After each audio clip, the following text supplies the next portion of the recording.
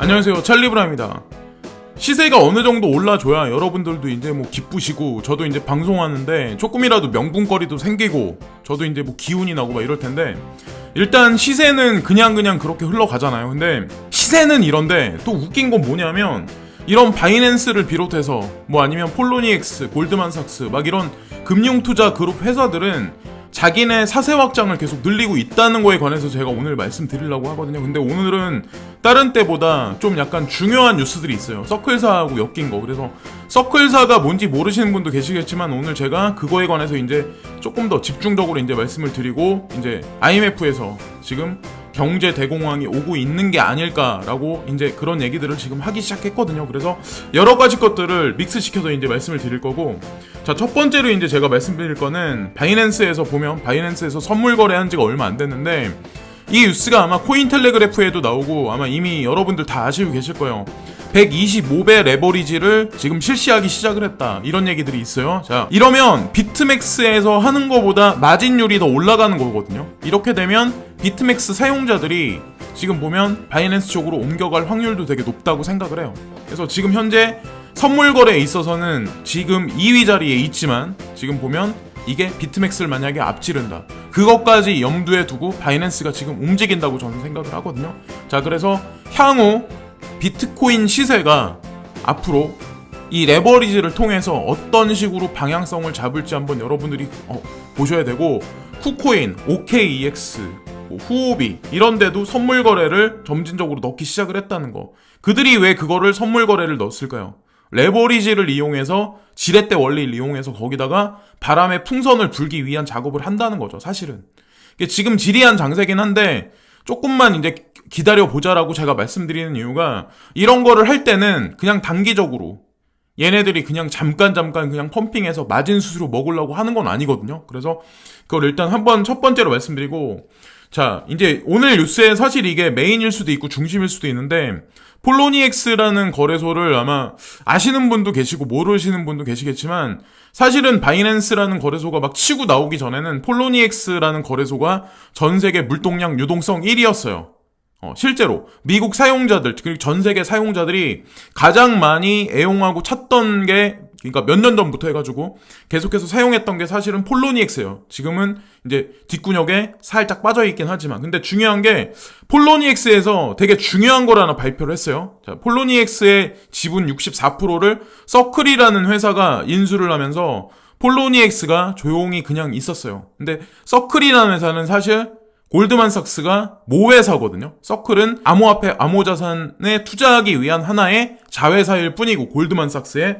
자, 근데 이들이, 폴로니엑스가 지금 뭐라고 발표를 했냐면, 본인들이 지금 보면 미국 사용자들, 미국에 있는 어떤 그런 거든 점진적으로 줄여나가고 있고, 지금 글로벌한데 포커스를 맞춰가지고 새로운 거래소를 오픈하기 위한 계획을 지금 발표를 하기 시작했어요. 자, 이 원흉이 되는 거는 사실 여기 보면 스핀스 아웃 프롬 뭐 서클이라고 여기 써있는데, 제가 이제 개인적으로 보는 거는 어떤 생각을 하냐면, 처음에 서클이라는 회사를 만든 게 골드만삭스에서 만들었고, 그리고 서클이라는 회사가 폴로니엑스 지분의 64% 이상을 인수를 하면서 사실은 폴로니엑스는 골드만삭스에서 운영하는 게 되죠. 400밀리언 달러를 투자를 하게 돼요. 자, 그래서 제가 이제 말씀드릴 건 뭐냐면, 지금 골드만삭스에 관해서 제가 계속 설명해서 이제 말씀을 드리냐면, 이 서클이라는 회사를 통해서 지금 폴로니엑스를 통해서 USDC를 계속해서 프린팅해서 찍어댄 스테이블 코인 중에 하나잖아요. 어떻게 보면 암호화폐계의 양적 완화라고 볼 수 있는 USDT가 있고 USDC가 있고 뭐 여러 가지 스테이블 코인이 있는데, 양대 산맥으로 봤을 때는 저는 USDT, USDC라고 생각을 하거든요. 근데 이런 스테이블 코인도 거대하게 계속해서 찍어내는 게 사실은 골드만삭스라는 거예요. 근데 뒷구녕에 숨어 있는 거지, 사실은. 그러니까 서클이라는 회사의 뒤에 숨어 있고, 서클을 이제 조종해서 폴로니엑스를 움직이기 시작을 하는 거죠, 걔네들이. 그래서 이 회사를 만들었던 거고, 제가 이제 말씀드릴 건 뭐냐면, 골드만삭스에 관해서 이제 다시 한번 이제 설명을 드리면, 금융 투자 회사가 생긴 지가 1968년인가? 독일계 유태인을 통해서 이 회사가 이제 창립이 됐고, 지금 현재로서는 백인들이 일하는 사람이 퍼센테이지가 80% 비중, 그리고 나머지 20%는 혼합 인종들, 뭐 동양인, 뭐 흑인, 뭐 여러 가지 인종들이 섞여서 이제 일을 하고 있고, 어쨌든 가장 중요한 건 전 세계에서 가장 거대한 금융투자회사라고 보시면 돼요. 그러니까 그냥 나와 있는 금융투자되어 있는 그런 자산들 말고 사실은 석유 산업에 있어서 중심적인 핵심 역할, 핵심 투자 역량을 발휘하는 게 사실은 골드만삭스거든요. 그거는 얘네 골드만삭스가 가지고 있는 자산에 깨도 되지 않아요. 그러니까 유태개인들이 여기 많이 엮여 있다고 딱 보면은 그게 뜻하는 게 뭘까요? 많은 음모론들하고 또 엮어져 있고, 골드만삭스라고 하면 골드만삭스 출신들이, 또 웃긴 거는 미국의 역대 재무부 장관들이 또 많이 포진돼 있어요. 그것도 또 희한하지 않으세요? 빌 클린턴부터 조지 부시, 그리고 하다못해 오바마 때까지 재무부 장관, 역대 재무부 장관들이, 이상한 거는 골드만삭스 또 출신들이 많아. 그래서 제가 말씀을 드리는 거예요.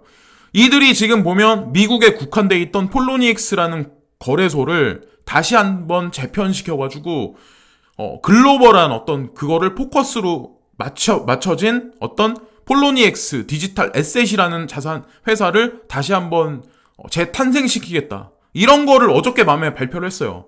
그래서 아마 폴로니엑스 사용자들은 이메일을 아마 하나씩 받으셨을 거예요. 그래서 그거를 잘 읽어보시고, 자, 어쨌든 시세는 안 좋아.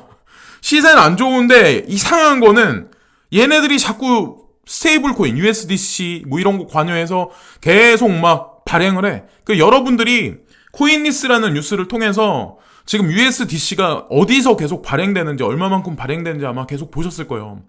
그리고 한 가지 이제 중요한 걸 이제 제가 말씀드리려고 하는데, 이거는 전체 토탈 마켓 캡이에요. 이거는 비트코인 가진 사람, 리플 가진 사람, 아니면 뭐 알트코인 가진 사람 다 국한된 얘기예요. 2017년 말도부터 2018년 초까지 거대하게 상승을 했다가 지금까지 지리하게 계속 떨어졌어요. 사실 그래서 지금 거의 어떻게 보면 엄청나게 지금 떨어져 있는 상황인데, 제가 이제 말씀드릴 건 뭐냐면, 여기 동그라미 빨간색으로 쳐놓은 부분 있죠. 여기 동그라미 빨간색 쳐놓은 부분하고 지금 여기 보면 마켓 사이클에 관해서 지금 한 거거든요. 자, 동그라미 쳐놓은 부분하고 여기 지금 동그라미 쳐져서 녹색으로 화살표 해놓은 데 있죠.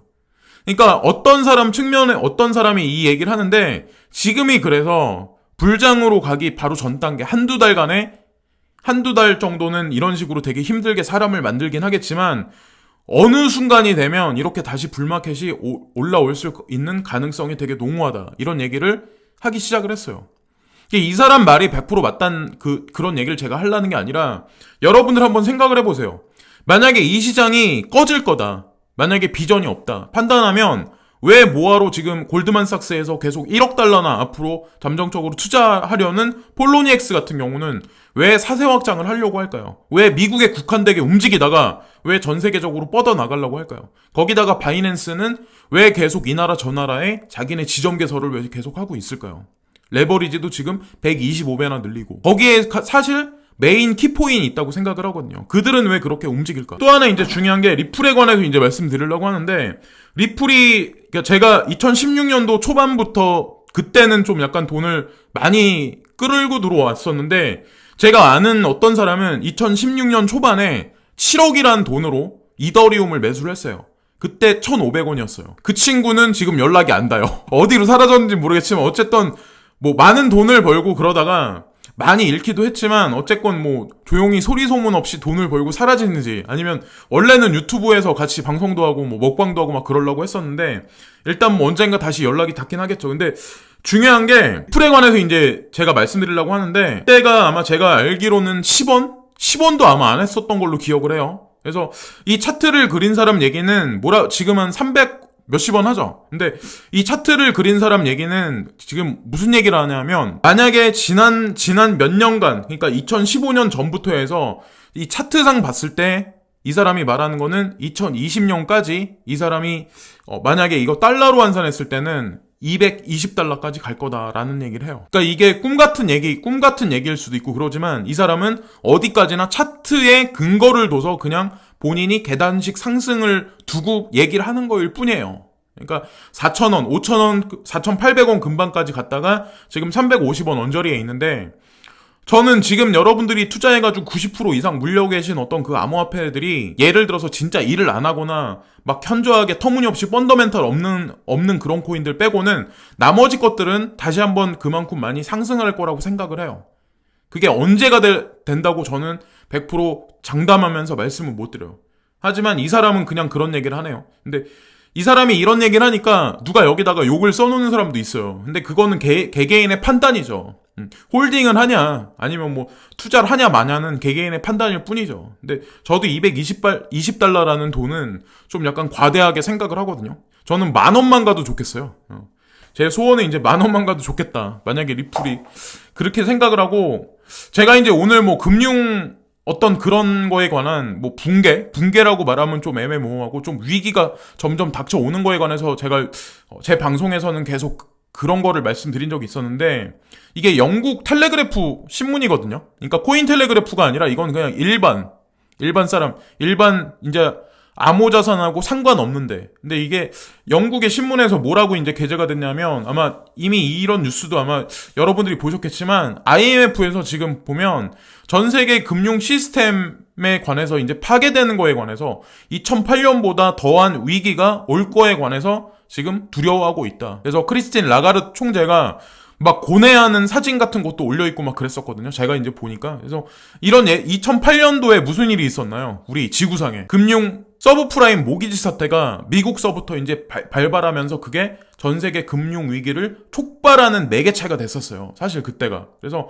지금 보면 IMF에서 이런 얘기가 나오고 G7에서도 스테이블 코인에 관해서 지금 조사 중이고 연구 중이다. 이런 얘기들도 나오기 시작을 했어요. 과연 그런 얘기가 왜 나올까요?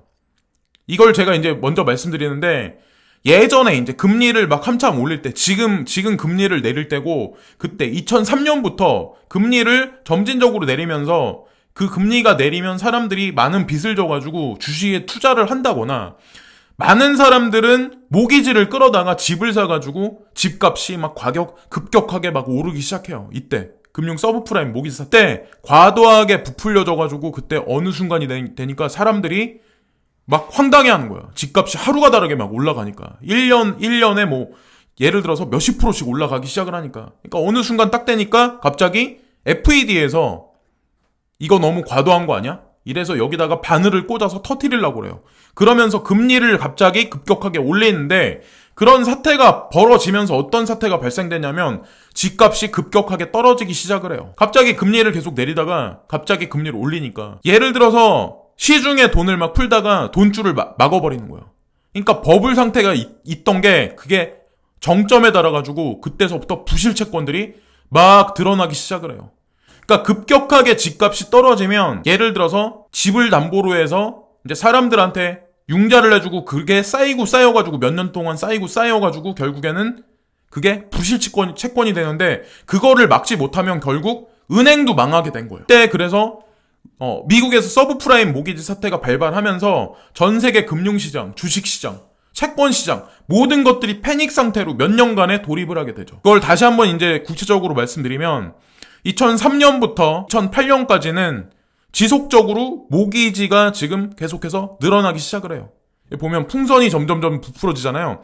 거기서부터 2009년도부터는 금리를 점진적으로 내리면서 풍선이 점점 바람이 빠져요. 2014년 들어서는 지속적으로 계속해서 다시 풍선이 점점 늘어나기 시작해요. 여기에 보면 학생부채도 있고 오토론, 그러니까 자동차 할부금 제일 큰 거는 이제 사실 모기지가 제일 크죠. 근데 이것도 마찬가지로 지금 버블이 너무 극심하게 껴있다는 거에 관해서 상징화된 사진일 뿐이긴 하지만, 제가 이제 여러분들한테 말씀드리고 거는 뭐냐면, 왜 지금 골드만삭스를 이제 가만히 보면, 뭐 예를 들어서 뱅크 오브 아메리카, BOA나 아니면 뭐 JP모건 이런 데하고 막 예를 들어서 이 3대 금융회사를 되게 많이 치긴 하는데, 사실은 그 중에 가장 큰 회사가 사실은 골드만삭스예요. 그래서 저도 폴로니엑스에 관해서 되게 연구를 많이 하고 집중을 많이 했던 거고, 왜 암호자산 시장에 서클이라는 회사를 만들었을까라는 거에 관한 생각을 되게 많이 해봤거든요. 그들은 왜 그랬을까요? 지금 보면 여기 심장이 하나 나와 있는데, 이 심장이 예를 들어서 기축통화국이 전 세계 5개가 있어요. 아마 아시겠지만. 자, 그래서 그 기축통화국들이 이 심장을 통해서 전 세계의 모든 혈관을 통해서 돈을 공급해. 뭐 일본이 됐든 아니면 뭐 중국이 됐든 여러 나라, 뭐 유로가 됐든, 그래서 전 세계 산업에 어떤 유동성을 공급해서 막 그러는데, 이게 어느 순간이 되니까 이게 여기 슬러지가 쌓이고 그래서 결국에는 이 피가 안 통해. 피가 안 통한다는 의미가, 제가 비유를 통하면 좀 애매모호하긴 하지만 돈이 안 돌기 시작을 하는 거예요. 어느 순간이 되니까. 그리고 돈이 돈다고 해도 이게 이 유동성 공급이 끝까지 되지가 않아. 사람 손발 끝에 있는 모세혈관까지. 그럼 사람이 손발이 저리잖아요. 그리고 피가 안 통하면 결국에는 이 혈관이 막혀가지고 심장에선 펌프질을 하는데 혈관이 막히면 그게 어떻게 될까요? 핏줄이 터져버려요. 그게 머리에서 터지면 뇌경색이 되는 거고 심장에서 터지면 심근경색이 되는 거잖아요. 그래서 사람이 급사라는 거잖아요. 그러니까 지금의 현재 경제 상황이 이렇다는 거죠. 이제 제가 여러분들한테 비유적으로 표현하면 지금 현재 경제 상황이 이렇다는 걸 말씀드리는 거예요. 그러니까 양적 완화를 해도 더 이상 할 수 없어. 4차 양적 완화도 하긴 하는데 오피셜하게는 지금 하지 못하는 지금 형국이라는 거죠. 결국에는. 유로에서도 마찬가지야. ECB에서도 양적 완화를 해. 근데 경기는 점점 꺼지고 있어. 그 뜻하는 게 뭘까요? 일본에서도 아베노믹스를 지속적으로 계속해. 근데 마이너스 금리야. 거기다가 경제 성장률도 지금 보면 0%야. 그게 말이 되나요? 돈을 푸는데 작용을 안 해. 그 얘기가 뜻하는 게 뭘까요? 이 시스템의 한계에 왔고 한계에 봉착했다는 얘기야. 그러기 때문에 거대 금융회사나 국가들이 지금 보면 암호화폐에 관해서 스테이블 코인에 관해서 계속 논쟁거리, 이슈를 잡고 계속해서 그런 거를 저는 환기시키고 생각을 하고 있다고 생각을 해요. 그러니까 할까 말까라는 얘기를 한 적은 없었어. 지금은 그럼 보면 리브라 코인을 뭐 발행한다, 승인 낸다, 안 낸다 지금 그러잖아요. 단 1년 전만 해도 그런 얘기가 있었나요? 1년 전에 비트코인 가격이 어느 정도까지 올라갔다가 지금 꺼져 있긴 하지만 비트코인이라는 게 등장한 지 사실은 10년이에요. 딱 10년째예요.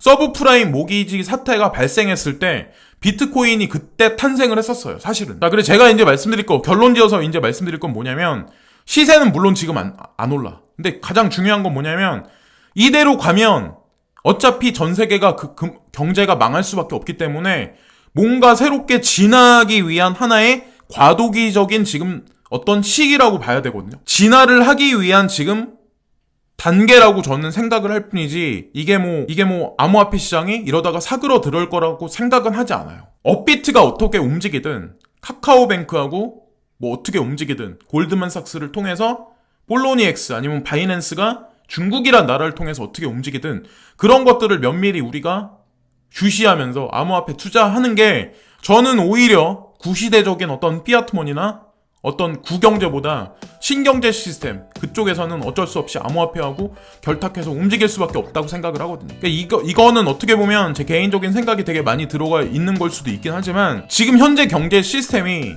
저는 거의 끝판까지 다 왔다고 생각을 해요. 돈 프린팅, 달러 프린팅 하는 거에 한계가 거의 다 왔다는 거죠. 그 반증이 뭐냐면 골드만삭스나 이런 데서 지금 보면 비트바이넥스를 통해서 USDT 발행하는 거나 스테이블 코인 양이 점진적으로 계속 늘어나고 있어. 그게 뜻하는 게 뭘까요? 바톤 터치를 해주기 위한 과도기적인 시기일 뿐이라는 거죠. 지금이 이어달리기 하기 바로 직전일 수도 있다는 거죠. 지금까지 이제 견디시기 되게 힘드시겠지만 아마 여러 가지 뉴스를 보시고 아마 여러분들도 이미 아실 거예요. 거의 다 왔다는 거죠. 전 세계 경제가 어떻게 위기 상황에 직면해 있을 수도 있고 앞으로 내년 돼서 그거 아무도 모른다는 거죠. 근데 그거를 대비하는 보험 차원에서 암호화폐 투자하는 게 저는 뭐 도박이며 막 이렇다고 생각 안 해요. 오히려 지금 값이 쌀 때 뭐 오미세고 뭐 리플코인 뭐 이더리움 뭐 비트코인 값이 쌀 때 조금씩 사서 모으는 거 저는 나쁘다고 판단 안 합니다. 지금까지 찰리 브라운이었고요. 오늘도 즐거운 하루들 되시고요. 뭐 언제 어떻게 급등할지 아니면 여기서 조금 더 떨어질지 모르겠지만 장기적인 측면에 저는 바람직한 투자라고 생각합니다. 암호화폐 투자가. 오늘도 시청해주신 모든 분들께 진심으로 감사를 드리고요. 항상 감사합니다. 구독과 좋아요 부탁드립니다. 감사합니다.